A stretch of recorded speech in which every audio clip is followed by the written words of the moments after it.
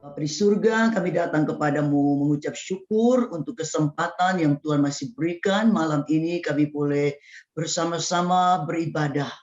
Walaupun kami tidak jumpa secara fisik ya Tuhan, tapi kami percaya bahwa roh kami dipersatukan dan kami sedang menyembah kepada Allah yang satu yang kami panggil dalam nama Yesus, dan biarlah Engkau disenangkan lewat ibadah kami ini.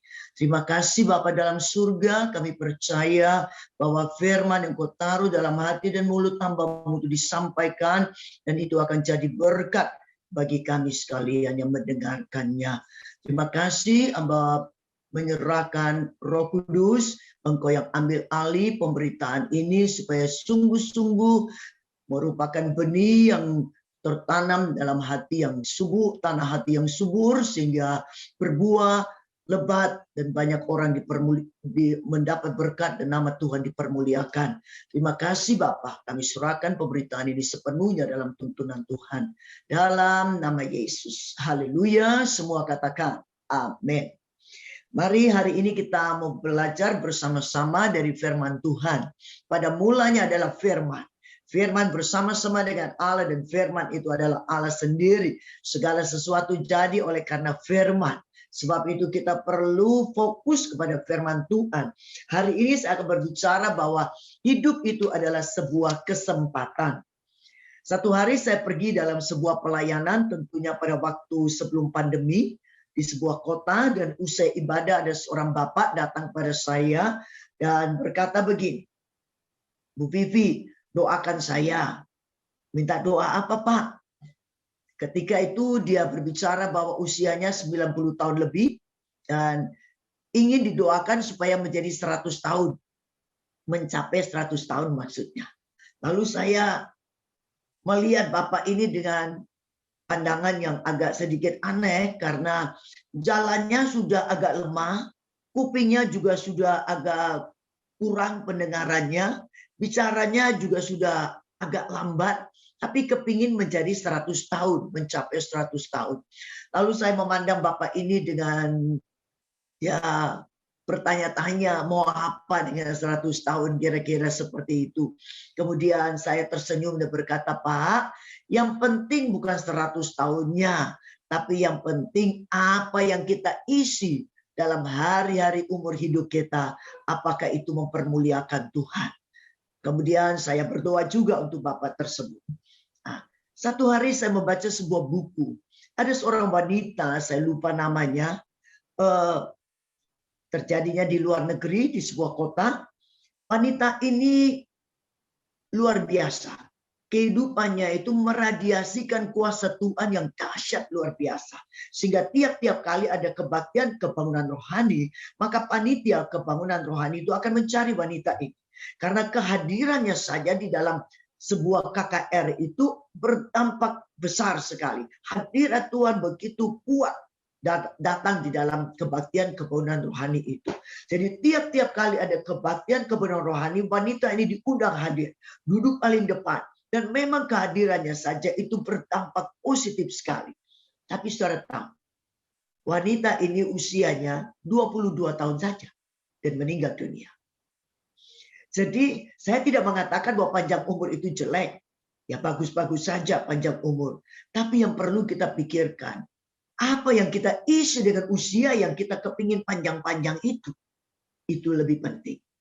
Dan saya mau katakan bahwa hari-hari ini kita mau belajar lebih lagi untuk menanggapi bahwa hidup ini adalah sebuah kesempatan, dan kita mau isi kesempatan itu dengan perkara-perkara yang cocok dengan firman Tuhan saja.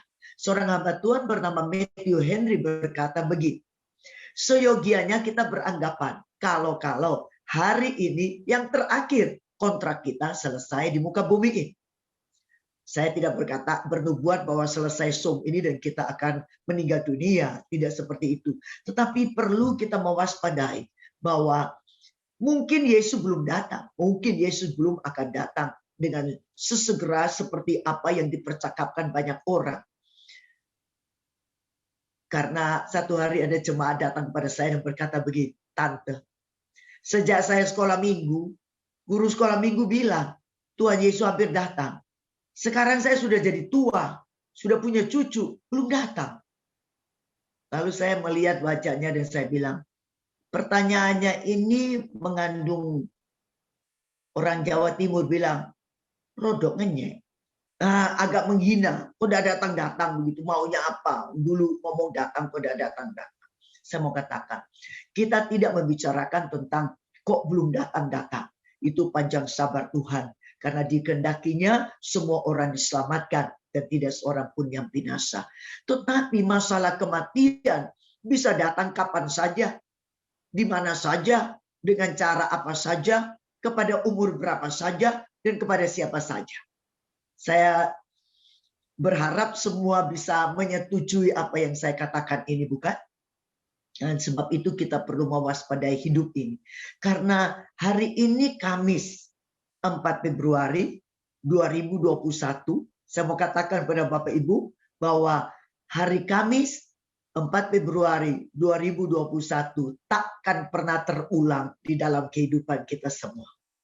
Ada 4 Februari, tapi itu nanti tahun 2022. Betul atau tidak? Sebab itu kalau masih ada hari ini, ada napas kehidupan, ada hayat di kandung badan, mari kita mau isi dengan perkara-perkara yang cocok dengan firman Tuhan saja. Nah, hari ini kita belajar di dalam Efesus pasal yang kelima, saya baca hal-hal tentang hidup sebagai anak-anak terang. Kita tadinya orang-orang gelap, anak-anak kegelapan, percaya Yesus, kita dipindahkan dari kerajaan gelap kepada kerajaan terang, kerajaan Tuhan Yesus Kristus. Nah, harus hidup seperti apa? Saya akan bicara 3 hal saja. Saya baca ayat 1 sampai ayat 2 sebagai poin yang pertama. Sebab itu jadilah penurut-penurut Allah seperti anak-anak yang kekasih dan hiduplah di dalam kasih. Garis bawahi kalimat itu. Dan hiduplah di dalam kasih. Sebagaimana Kristus Yesus juga telah mengasihi kamu dan telah menyerahkan dirinya untuk kita sebagai persembahan dan korban yang harum bagi Allah. Yang pertama, hidup dalam kasih. Saudara, Alkitab menuliskan akhir zaman pendurhakaan semakin meningkat dan kasih banyak orang menjadi tawar. Kasih sudah menjadi dingin. Paulus bilang kepada Timotius, hari-hari terakhir akan datang masa yang sulit dan sukar. Bukan hanya politiknya, ekonominya, atau sekarang ini pandeminya, tetapi akhlak manusia merosot tajam. Di antaranya manusia cinta diri sendiri, egois, mementingkan diri sendiri. Manusia tidak tahu mengasihi. Manusia tidak mau berdamai. Ini masa-masa yang sekarang sedang kita alami ini. Manusia sudah tawar akan kasih. Tapi saya mau katakan kepada kita yang mengikuti pertemuan ibadah ini. Saya mau kasih tahu bahwa di dalam Yohanes pasal yang ke-13 pada ayat yang ke-34 sampai pada ayat yang ke-35 dikatakan seperti ini. Yohanes 13 ayat 34 sampai ayat 35. Aku memberikan perintah baru kepada kamu, perintah baru, yaitu supaya kamu saling mengasihi sama seperti aku telah mengasihi kamu. Demikian pula kamu harus. Harus itu wajib. Wajib itu tak ada pilihan kecuali melakukannya. Wajib harus saling mengasihi. Dengan demikian semua orang akan tahu bahwa kamu adalah murid-muridku, yaitu jikalau kamu saling mengasihi. Kasih yang seperti apa? Kasih yang mengampuni. Alkitab jelas mengatakan kepada kita sekalian dalam doa Bapa kami, ampunilah kesalahan kami, seperti kami juga mengampuni orang yang bersalah kepada kami. Artinya apa, saudara? Kita akan diampuni oleh Bapa karena kita juga saling mengampuni seorang kepada yang lain. Saya ini 11 bersaudara. seorang CC saya, Jasko, ikut mendengarkan, mengikuti Zoom ini juga. Biar dia juga ikut mendengar. Kami 11 bersaudara, perempuan 7, laki-laki 4. Yang meninggal sudah 3, tinggal 8. Saudara, di antara yang 11 ini, saudara, ada yang nomor 4 dan nomor 5, kalau saya tidak salah sebut, itu wanita-wanita. Berdua ini, cewek-cewek ini bertikai, seorang dengan yang lain, dan tidak berbicara belasan tahun. Tidak ada komunikasi selama belasan tahun. Kemudian, dua-dua percaya Yesus. Yang seorang saya tahu persis, masuk di gereja di mana ada liturgi mengucapkan doa Bapa Kami. Jadi saya ini bertanya kepada CC saya yang masuk di gereja yang harus berdoa doa Bapa Kami. Kutanya begini, Cik, kalau doa Bapa Kami bagaimana? Kan ada ucapan, ampunilah kesalahan kami, seperti kami juga mengampuni orang yang bersalah kepada kami. CC ku jawab, ya kalau sampai kalimat itu aku off. Maksudnya tidak ikut-ikut. Nanti kalau sudah kalimat berikutnya, aku ikut lagi. Dalam hati saya, CC ku jujur sekali. Bagus kan? Jadi apa yang dia tidak lakukan, dia tidak ucap. Kebanyakan kita mau lakukan, mau tidak lakukan, tidak ada orang tahu, ya ucap-ucap saja doa itu. Tapi bersyukur ketika kedua-duanya sungguh-sungguh terima Yesus secara pribadi dalam kehidupan. Dan hari ini mereka berdamai dan mereka jadi bersaudara yang paling erat seorang dengan yang lain. Hari ini saya mau katakan, ada banyak orang yang berbuat salah kepada kita. Betul atau tidak? Ada banyak orang yang memusuhi kita kadang tanpa alasan yang kita mengerti. Ada banyak orang yang memfitnah kita. Ada orang yang mendustai kita. Ada orang yang merugikan kita secara nama baik. Memfitnah dan lain sebagainya. Tidak ada alasan. Apapun yang orang perbuat. Tidak ada alasan. Kita harus tetap melepaskan pengampunan. Saya tidak bisa lupa secara ada orang memusuhi saya ketika saya jadi gembala. Padahal saya jadi gembala ini loh di desa. Ketika itu cuma 6 ekor domba saja yang diserahkan untuk digembalakan. Sedikit sekali. Gedung gereja juga cuma ukuran 6x9 separuh tembok. Tak ada yang bisa dibanggakan. Tapi ada orang tak suka. Jadi saya bilang suami saya mau pergi, ada pertemuan pejabat-pejabat Jawa Timur. Kalau dipermasalahkan, saya tak mau berdebat, saya mau pulang. Suami saya orang sabar sedunia, cuma manggut-manggut saja. Saya pergi dalam pertemuan itu. Tak ada yang mempersalahkan tentang penempatan saya di Pasirian, di dalam persidangan. Tapi keluar dari persidangan, saudara tahu, ada seorang laki-laki memanggil saya, Sus Vivi. Namanya dipanggilkan, mesti datang juga saya. Jarak 1 meter, dia tuding-tuding jari.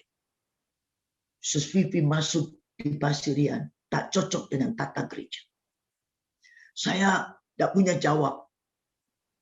Detik-detik itu, pertama itu, saya ke orang gagap, tak punya jawab. Karena saya tidak menyangka akan ada pertanyaan di luar persidangan. Kemudian saya menoleh ke sebelah kiri, jarak kira-kira 15 meter, duduklah di situ seorang pimpinan tertinggi dari organisasi gereja di mana saya ada. Roh Kudus tolong saya. Saya ucap begini, tanya saja sama pimpinan saya di sana, pimpinan kita, kenapa dia terima saya. Sebelum saya selesai dengan ucapan saya, ada seorang ibu panggil dari sebelah kanan. Bu Vivi, ada penting, ayo ikut saya sebentar. Lalu dia pamit kepada laki-laki yang tuding-tuding jari saya itu. Dia bilang, tunggu ya Pak, saya ada kepentingan dengan Bu Vivi. Dia bawa saya masuk dalam kamar. Lalu saya tanya, ibu kepentingan apa dengan saya? Dia tertawa, dia bilang, aku tak punya kepentingan apa-apa. Tapi kulihat kau terjepit dengan laki-laki yang tuding-tuding seperti ini. Jadi kau kubawa keluar. Saudara, kita bisa melihat bahwa dalam keadaan yang paling terjepit, Ada pembelaan yang selalu datang dari Tuhan. Tuhan bisa pakai apa saja dan siapa saja dalam keadaan apa saja. Yang paling genting sekalipun, dia bisa memberikan pembelaan kepada kita. Sebab itu, tak perlu membela diri, saudara. Karena ada pembela agung kita, namanya Tuhan Yesus. Bukan itu yang saya mau katakan. Orang yang tuding-tuding ini 1 minggu kemudian datang ke rumah. Kami punya percetakan waktu itu, pegawai bilang, "Tante, Om, ada tamu." Siapa? Disebutlah nama orang itu, bawa istri. Saya bilang suami saya, aku tak mau keluar. Karena dia sudah mempermalukan saya di hadapan ratusan pejabat begini-begini, aku tak mau. Suamiku bilang, sudah jadi gembala sidang, harus ramah dengan semua orang, penuh kasih mesra, saling mengampuni. Usai jengkel sekali dengan ayat yang disebutkan oleh suami saya. Dalam hati saya, kau disuruh khotbah di mimbar, kau tak mau, sekarang kau khotbah di meja makan. Saudara, saya memperlambat makan. Saudara, supaya suami saya yang cepat dan keluar, tapi dia juga memperlambat makannya. Jadi akhirnya saya harus keluar juga. Saudara, ruang makan dengan ruang tamu itu, kantor itu membutuhkan puluhan langkah. Saudara tahu apa yang saya buat? Setiap langkah saya ucap, Roh Kudus tolong. Ini harus segenap hati mengampuni. Kalau kau tidak tolong, maka aku tak bisa melakukannya. Saya akan tersenyum, tapi senyumku tidak segenap hati, dan aku akan jadi orang celaka. Karena Alkitab bilang, celakalah kamu, para ahli Taurat, orang Farisi, dan orang munafik. Saya tak mau celaka.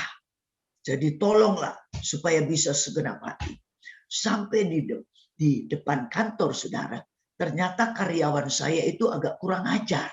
Tidak dimasukkanlah tamu ini. Berdiri di luar. Dan pintu tertutup karena itu ruang ber-AC. Jadi saya bilang, ya astaga, Bapak Ibu tidak dikasih masuk. Saya bilang, karyawan, kenapa kok tidak buka pintu kasih masuk? Jadi pikiran saya sudah tidak lagi kepada apa yang diperbuat tunjuk-tunjuk cari begitu. Pikiran saya bagaimana karyawan tidak kasih masuk dia di dalam ruang kantor percetakan tersebut. Jadi aku bilang, silakan masuk Pak. Ini jam 1 siang, Bapak Ibu belum makan. Aku belikan pangsit nih. Dan saya belikan pangsit mie 2 bungkus. Aku kasih minum air es. Saya mau kasih tahu saudara, ada sebuah kelegaan di dalam hati saya ketika melepaskan pengampunan. Saudara, itu sukacitanya itu lebih daripada dapat gebiar BCA. Pernah dapat gebiar BCA? Saya juga belum pernah, tapi kubayangkan itu barangkali lebih daripada dapat gebiar BCA. Nah, saya mau kasih tahu, perlu diuji.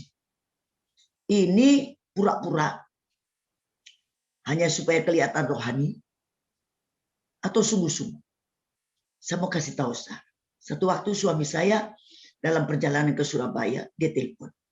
Dia bilang, Mam, Bapak itu sakit. Ada di rumah keponakannya.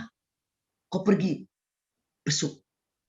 Dan saya mau kasih tahu, saudara, tidak ada ganjalan. Kupanggil sopir, kupanggil staf wanita, kami pergi. Jarak 20 kilo. Sehingga di toko roti, beli roti 1 kotak. Ku bawa. Di luar kamar ku panggil-panggil dia. Dia bilang, silakan masuk, Sis Vivi. Lalu saya masuk. Dia kasih tangan. Sis Vivi, maafkan semua kesalahan saya.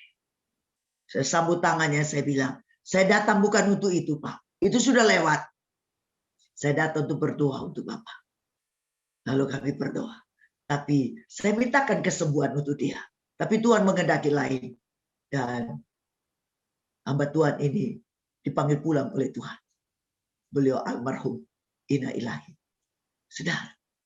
Tapi saya belajar melepaskan pengampunan. Dan saya mau kasih tahu saudara, kepada siapa saja, apa saja mereka buat, lepaskan pengampunan. Supaya kita juga dapat pengampunan dari Tuhan. Jangan dimusuhi, dibenci, jangan balas. Pembalasan bukan hak kita, pembalasan hak Tuhan saja. Yang berikutnya saya mau katakan, kasih itu tidak menuntut, kasih itu memberi. Saudara, Alkitab mencatat kepada kita tentang penghakiman terakhir. Ini sangat penting, karena ini berkaitan dengan masuk surga. Alkitab mencatat kepada kita sekalian di dalam Matius pasal 25 tentang penghakiman terakhir. Ketika anak manusia itu datang dalam kemuliaan yang besar, lalu seluruh bangsa datang menghadap kepadanya. Saya mau kasih tahu kalau seluruh bangsa, Bapak Ibu juga ikut. Frans kok ikut juga. Mami juga ikut. Ya. Ninikku sayang ikut juga. Oke? Lalu dibuat pemisahan. Kelompok domba sebelah kanan, kelompok kambing sebelah kiri. Nah, apa yang dikatakan pada kelompok domba? Hai kamu yang diberkati oleh Bapakku, masuklah dalam kerajaan yang disediakan oleh Bapa sejak dunia dicarikan. Karena ketika aku lapar, kau beri aku makan. Aku haus, kau beri aku minum. Aku telanjang, kau beri aku pakaian. Aku orang asing, kau beri aku tumpangan. Aku sakit, kau melawat. Aku di penjara, kau mengunjungi aku. Kelompok ini bertanya, kapan engkau dalam keadaan seperti itu dan kami melakukannya? Anak manusia, raja di atas segala raja akan berkata, yang kau lakukan bagi saudaraku yang paling hina, engkau sedang melakukannya untuk aku. Kepada kelompok yang sebelah kiri, kelompok kambing, saudara tahu apa dikatakan? Enyahlah kamu, pergi ke tempat di mana ada kertak gigi dan tangisan, ke dalam api yang kekal. Karena ketika aku lapar, engkau tidak beri aku makan, engkau tidak beri aku minum. Aku telanjang, engkau tidak beri aku pakaian. Aku orang asing, engkau tidak beri aku tumpangan. Aku sakit, engkau tidak melawat. Aku di penjara, engkau tidak mengunjungi aku. Kelompok itu juga bertanya, kapan engkau dalam keadaan seperti itu dan kami tidak melakukan? Raja itu akan menjawab, yang tidak kau lakukan bagi saudaraku yang paling hina, engkau tidak melakukannya untuk aku. Maaf kata, Bapak Ibu, kita sering kali juga memberi. Tapi kita pilih-pilih ya orang. Saya mau saya berikan sebuah ilustrasi ya. Ini perandaian saja. Satu kali kami dapat undangan pernikahan. Ada teman mantu menikahkan anak. Teman akrab. Lalu saya dan suami pergi. Tempatnya Hyatt Hotel bintang 5. Turun di lobi, suamiku tanya, Mam sudah bawa angpau? Ya sudahlah, orang pergi manten harus bawa angpau. Suamiku tanya, berapa? Aku jawab biasa. Biasa berapa? Kepingin tahu aja suamiku. Aku jawab, biasa gopek. Suamiku bilang begini, ngawur kok Mam. Loh apanya yang ngawur? Hyatt bintang 5. Aku tanya, maumu berapa? Paling enggak cetiau, bintang 5. Udah ya, selesai. Minggu berikut, undangan lagi. Pernikahan, teman, mantu. Kami pergi. Tapi ini agak beda. Orang sangat sederhana. Jadi, pestanya di bawah tenda biru. Di depan rumah, di ujung gang. Kami pergi. Mobil berhenti di luar, kami berjalan. Suamiku tanya lagi, sudah bawa angpau? Ya sudah. Berapa? Sama. Sama berapa? Kopek. Suamiku bilang, ngawur kok Mak. Aku bilang, minggu lalu kau bilang aku ngawur, sekarang kau bilang aku ngawur lagi. Maumu berapa? Pak Aniel tertawa ini, kira-kira mengerti jumlahnya harus berapa ya Pak Aniel ya? Makannya soto ayam. Minumnya teh manis setengah gelas. Bayar berapa? Barangkali kita bilang, gocap cukup. 50.000 cukup.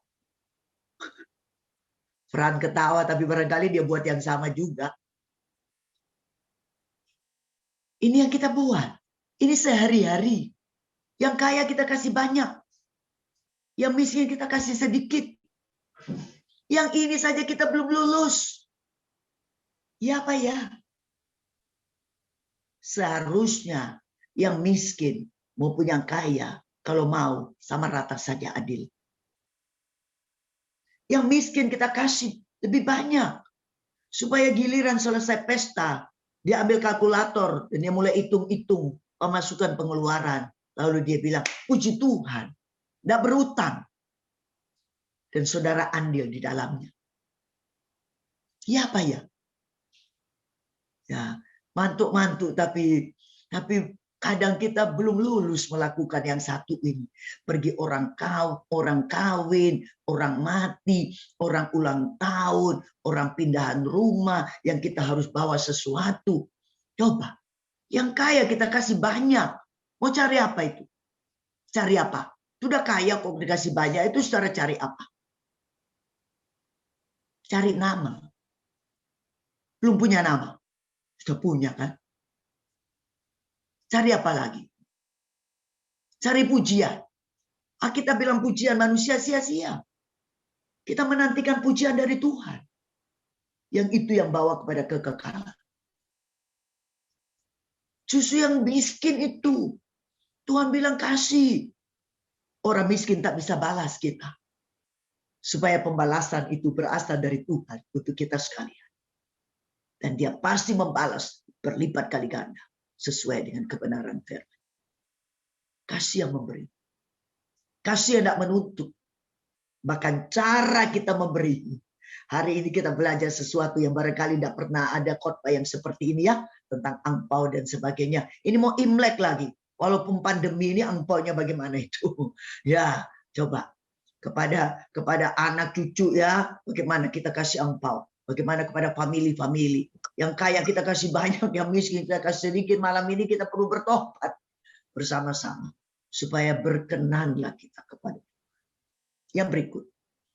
Kasih itu mengampuni. Kasih itu memberi.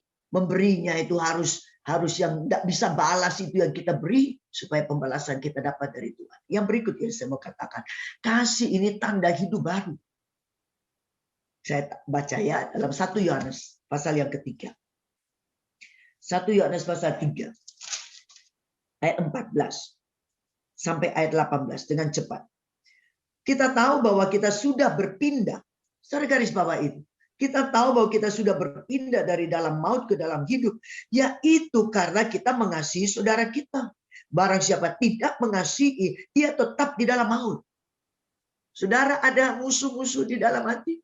Ada kebencian, kedengkian, kepahitan. Rasa ganjelan-ganjelan dengan manusia yang lain. Maaf, masih di dalam maut. Belum pindah. Walaupun Kristen 50 tahun. Pelayanan. Masuk keluar peribadahan. Ikut dalam ibadah online dan lain sebagainya. Giat. Tapi kalau belum mengasihi sudah. Masih di dalam maut. Belum masuk dalam hidup yang kekal. Setiap orang yang membenci saudaranya adalah seorang pembunuh manusia. Dan kamu tahu bahwa tidak ada seorang pembunuh yang tetap memiliki hidup kekal dalam dirinya. Demikianlah kita ketahui bahwa kasih Kristus yaitu bahwa ia telah menyerahkan nyawanya untuk kita. Jadi kita pun wajib menyerahkan nyawa kita untuk saudara-saudara kita. Saya kalau baca ini agak malu. Belum pernah aku serahkan nyawa untuk saudara kan. Bagaimana mau serahkan nyawa kalau uang saja masuk boleh keluar tak boleh. Barang siapa mempunyai harta duniawi melihat saudaranya menderita kekurangan. Tetapi menutup pintu hatinya terhadap saudaranya itu. Bagaimanakah kasih Allah dapat tetap dalam dirinya. Anak-anakku marilah kita mengasihi bukan dengan perkataan atau dengan lidah.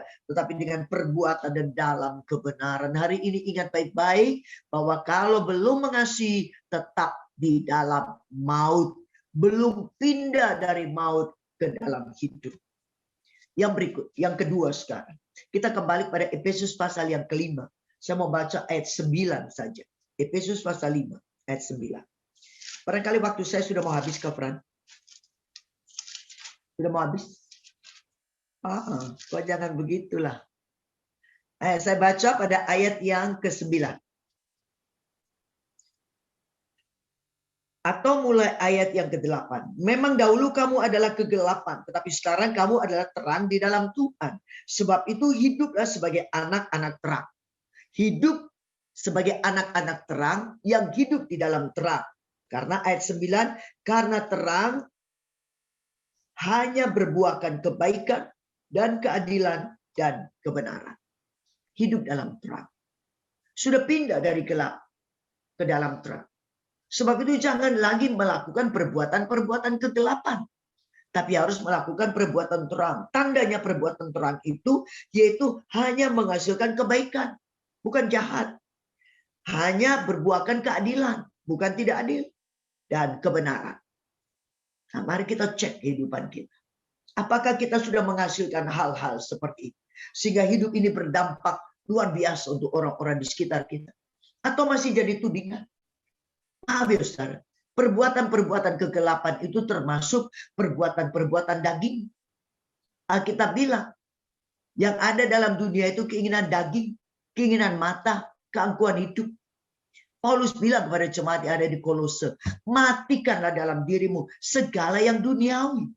Percabulan, kecemaran, hawa nafsu, nafsu jahat, keserakahan, yang sama dengan penyembahan berhala. Kita tidak pergi Gunung Kawi, kita tidak pergi Laut Kidul untuk buat penyembahan-penyembahan. Tetapi kalau kita melakukan perbuatan-perbuatan daging sampai kepada keserakahan, maka itulah penyembahan berhala.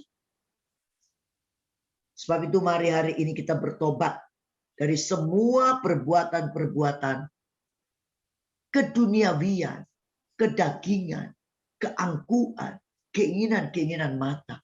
Kita hanya mau hidup di dalam terang yang hanya membuahkan kebaikan, hanya membuahkan keadilan, dan hanya membuahkan kebenaran. Di dalam Amsal 21 ayat 3 dikatakan begitu. Melakukan kebenaran itu dan keadilan itu lebih dari korban. Saudara, mungkin banyak pengorbanan yang saudara sudah buat. Uang mungkin berjuta-juta untuk pelayanan. Tapi kalau tidak melakukan kebenaran dan keadilan, bocai. Percuma, sia-sia. Hidup dalam terang. Terang berbuahkan kebaikan, keadilan, dan kebenaran saja. Yang berikut, ini yang terakhir, yang ketiga. Di dalam Efesus pasal yang kelima, saya baca ayat 15 sampai ayat 17. Karena itu perhatikanlah dengan seksama bagaimana kamu hidup. Janganlah seperti orang bebal, tetapi seperti orang arif. Dan pergunakanlah waktu yang ada, karena hari-hari ini adalah jahat. Sebab itu janganlah kamu bodoh, tetapi usahakanlah supaya kamu mengerti kehendak Tuhan. Harus hidup arif bijaksana. Hidup yang bijaksana itu seperti apa? Hidup bijaksana itu pakai akal sehat. Nggak ngawur, nggak sembrono. Sadar bahwa kesempatan ini terbatas. Hidup di dunia ini sementara, itu perlu sekali kita mewaspadainya. Pujian awal kita minta, Tuhan ajar kami menghitung hari-hari. Karena terbatas. Tidak selamanya kita tinggal di dunia. Jadi kalau ada susah pun jangan terus susah karena sementara saja. Kalau toh kaya pun jangan bermegah, sementara. Semua sementara. Sebab itu perlu hidup bijaksana. Orang bijaksana itu ditulis dalam Matius pasal 7 begitu. Orang yang membangun, orang bijaksana itu orang yang mendengar firman dan taat melakukannya. Yaitu orang yang membangun rumah di atas batu. Turun hujan, banjir naik, angin melanda, rumah itu tidak roboh. Artinya apa saudara? Orang bijaksana itu orang yang sungguh-sungguh hidup, taat kepada firman, sehingga pencobaan, ujian, badai, goncangan datang, rumah rohani kita tidak akan pernah roboh. Kita akan teguh kuat berdiri. Bahkan berkemenangan di tengah-tengah badai sekalipun. Karena kita kuat di dalam Tuhan. Orang bijaksana itu juga seperti 5 gadis bijaksana. Menantikan mempelai datang. Semua ditunggu-tunggu datang, semua tertidur. Ketika ada suara, song-songlah dia, mempelai datang, song-songlah dia, mempelai datang. 10 bangun. Tapi yang 5 yang bijaksana itu bawa pelita, ada buli-buli isi minyak. Jadi mereka bisa menambahkannya sehingga pelitanya menyala. Yang bodoh tidak punya persiapan minyak dalam buli-buli. Yang bodoh minta kepada yang bijaksana, bagi dong minyaknya. Yang bijak bilang, sorry, kalau ku bagikan tak cukup. Mereka pergi beli. Perhatikan ya, beli itu pakai uang. Kita seringkali terkecoh dengan uang. Kita semua perlu uang, harus cari uang, tapi tak boleh cinta uang, harus cinta Tuhan saja. Nah, pergi beli. Ketika datang pintu sudah tertutup, ketuk-ketuk, bukakan pintu, bukakan pintu. Suara itu berkata, aku tidak kenal kamu. Jadi uang itu harus digunakan sekarang untuk beli minyak. Maksud kita harus korban apa saja sampai kepada keuangan sekalipun supaya kerohanian kita semua ini tetap menyala. Roh ini tidak padam. Belinya itu sekarang. Kalau nanti terlambat. Korbannya itu sekarang. Kalau nanti terlambat. Itulah orang bijaksana. Memakai keuangan dengan benar. Cocok dengan firman Allah. Sehingga lewat keuangan Tuhan dipermuliakan. Ayat Alkitab bilang, muliakanlah Tuhan dengan hartamu. Sekarang. Roh itu tetap menyala-nyala. Itu orang-orang yang siap menantikan sang mempelai surga datang pada kali yang kedua. Itulah orang-orang bijaksana. Mari kita jadi orang yang bijaksana, yang di tengah badai apapun tetap kuat dan kokoh, dan menantikan Tuhan datang kali yang kedua. Kita siap sedia, tidak perlu malu memandang muka dengan Tuhan. Ayat terakhir saya baca untuk saudara di dalam Wahyu pasal yang ke-19 ayat 7 sampai ayat 8. Wahyu 19 ayat 7 dan ayat 8. Ini belum yang terakhir, saudara. Nanti ada satu yang lebih terakhir. Wahyu 19 ayat 7 dan ayat 8. Demikian firman. Marilah kita bersukacita dan bersorak-sorai dan memuliakan Dia, karena hari perkawinan anak domba telah tiba dan pengantinnya telah siap sedia. Dan kepadanya dikaruniakan supaya memakai kain lenan halus yang berkilau-kilauan dan yang putih bersih. Lenan halus itu adalah, perhatikan, lenan halus itu adalah perbuatan-perbuatan yang benar dari orang-orang kudus. Derek Prince, seorang hamba Tuhan, pernah bicara di Ghostgate kira-kira 30 tahun lebih yang lalu, 40 tahun mereka ada di situ dan saya mendengarkannya sendiri. Beliau berkata begini. Tiap kali kita orang-orang kudusnya Allah, dikuduskan oleh darah Yesus, melakukan satu perbuatan benar, kita sedang merajut gaun kemanten kita, menantikan sang mempelai laki-laki itu datang. Ibu-ibu yang hadir tahu merajut? Pakai benang bol dengan dua dua tangkai untuk mengkaitkan. Kalau salah, diapakan? Ditarik lagi. Betul atau tidak? Diulang lagi, salah lagi, ditarik lagi. Kalau salah terus, perbuatan-perbuatan tidak benar, tapi salah terus, menyimpang kiri, menyimpang kanan, rajutan tidak akan pernah selesai. Ketika mempelai datang, jangan sampai gaun kemanten kita masih mini. Pernah lihat manten pakai mini? Semua gaun panjang menutupi ketelanjangan kakinya, bukan? Nah, lakukan perbuatan benar. Merajut kain lenan halus putih bersih. Ketika Yesus datang kali yang kedua, kita tidak perlu malu memandang Dia muka dengan muka, karena tidak kelihatan ketelanjangan kita di hadapan Tuhan. Saya serius mau berkata, hidup ini kesempatan. Jangan biarkan lalu dengan perbuatan-perbuatan yang tak cocok dengan firman, sehingga rajutan kita tidak selesai. Yang paling akhir sekarang, Roma 14 ayat 12. Roma 14 ayat 12. Demikianlah setiap orang di antara kita akan memberi pertanggungan jawab tentang dirinya sendiri kepada Allah. Sekarang tidak usah terlalu ruwet, bingung, panik dengan orang lain di dalam penyimpangan-penyimpangan. Lalu kita bicara sana, bicara sini, lapor sana, lapor sini. Mari kita urus dulu diri kita ini, supaya kita ini juga akan memberikan pertanggungan jawab kita sendiri-sendiri, masing-masing di hadapan Tuhan. Saling menegur, menasihati is okay. Tapi ngurusi urusan orang lain, mari jangan buang waktu banyak-banyak.